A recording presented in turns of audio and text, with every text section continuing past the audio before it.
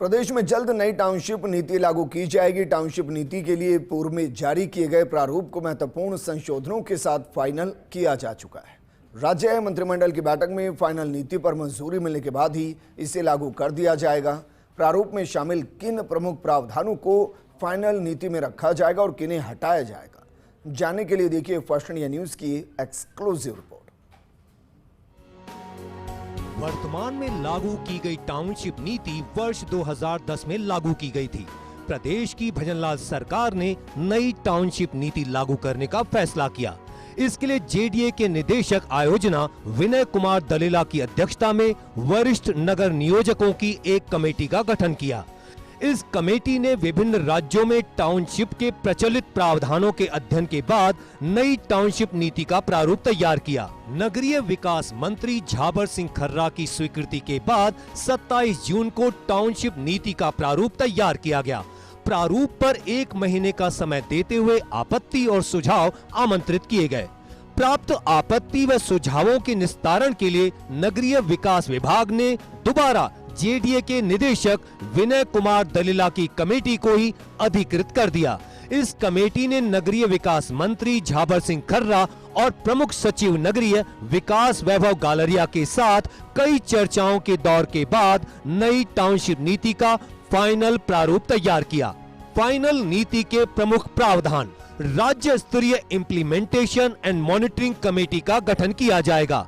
ये committee township नीति के इम्प्लीमेंटेशन, मॉनिटरिंग और रिव्यू को लेकर बड़े फैसले ले सकेगी। इस कमेटी में नगरीय विकास, स्वायत्त शासन विभाग, ऊर्जा विभाग और जल संसाधन विभाग के सचिव शामिल होंगे।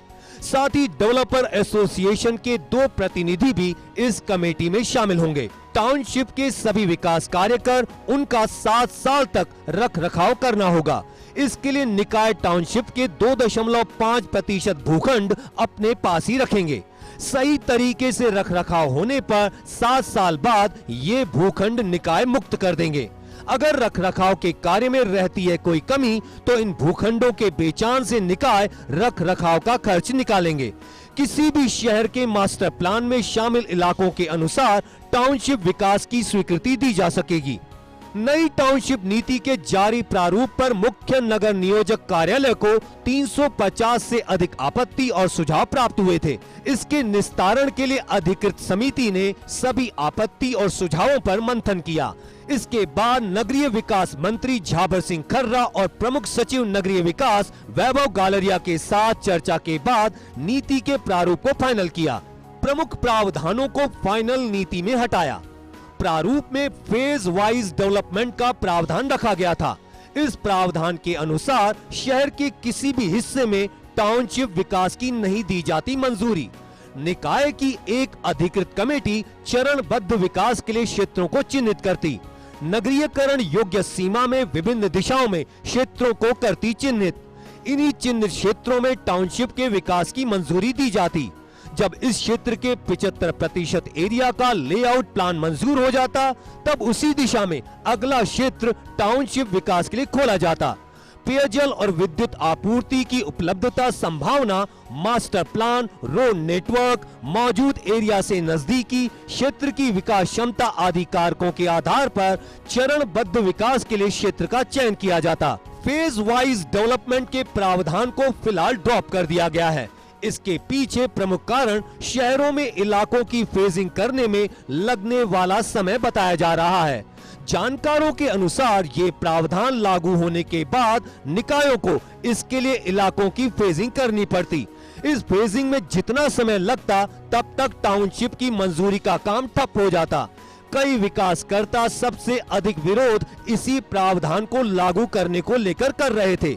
फाइनल टाउनशिप नीति में यह कहा गया है कि इस प्रावधान को लागू करने के लिए गाइडलाइंस तैयार की जाएंगी। इन गाइडलाइंस के तहत शहरों में यह प्रावधान लागू किया जाएगा। टाउनशिप नीति के प्रारूप में यह प्रावधान था कि ऐसी टाउनशिप पर फेज वाइज डेवलपमेंट का प्रावधान लागू नहीं होगा।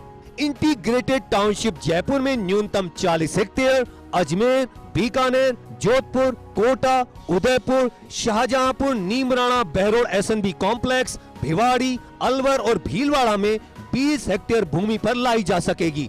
अन्य शहरों में न्यूनतम 10 हेक्टेयर पर इंटीग्रेटेड टाउनशिप लाई जा सकेगी।